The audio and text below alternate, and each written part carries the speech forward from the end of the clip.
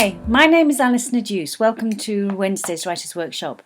I write gritty contemporary fiction, looking at the dark side of human nature, and I also write inspirational non-fiction. Today I wanted to deal with criticism. I've recently come back from Switzerland teaching over there, and one of the questions I asked was what was the worst criticism I had and what was the best criticism I had as a writer. I think the worst criticism I ever had was when I first began writing. I gave my manuscript to someone and asked them to critique it. And it came back covered in red ink with lots of criticism, but not very much of it was constructive. And whilst it was done with the best of intentions by that person, it really shattered my confidence.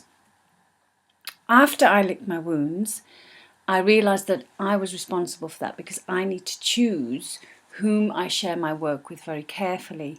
That person misunderstood what I needed from them. When you're choosing someone to critique your work, you need to choose someone who knows what they're talking about and understands the creative process, who can be honest with you, but in a kind way, and also someone who can offer criticism in a constructive way. Now, we can all criticise, but not many of us can do it in a constructive way. So that was a really good lesson very early on in terms of whom I share my work with, whom I choose to reveal my early drafts to. And you do need to do that as a writer. It is quite important. When you've got to a certain point in your writing, you do need to share it. But you need to do that in a very selective manner. The best criticism I ever received, or feedback I ever received, was from a literary agent who wrote me a letter, and there was one line in it saying, "There is no doubt you can write." And I have held that to my heart, and on the days when I am convinced I can do anything but write, I remember that line. It's very valuable because it came from someone who reads a lot of manuscripts and therefore really knows what they're talking about. I think criticism is an interesting thing, really, because I don't know if you've noticed how easily we hold on to the negative and how quickly we forget the positive.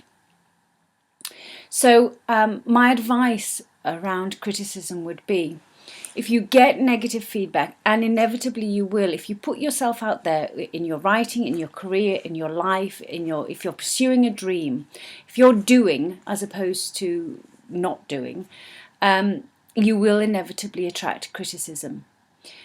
The best thing to do with that is to look at it objectively, to take a step back and say, is there anything in this that is legitimate? Is there anything from this that I can learn from? Is there anything in this that can help me improve who I am and what I do? And if the answer is yes, then take that lesson. It's really valuable. And then let it go. Take the lesson and let it go.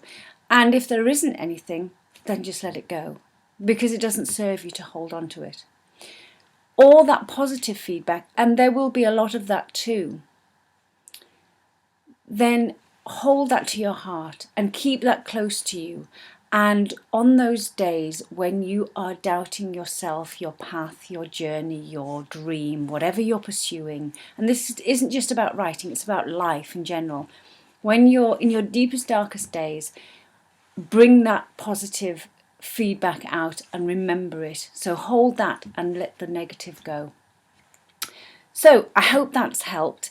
Thank you for joining me, and I look forward to seeing you again soon. Bye.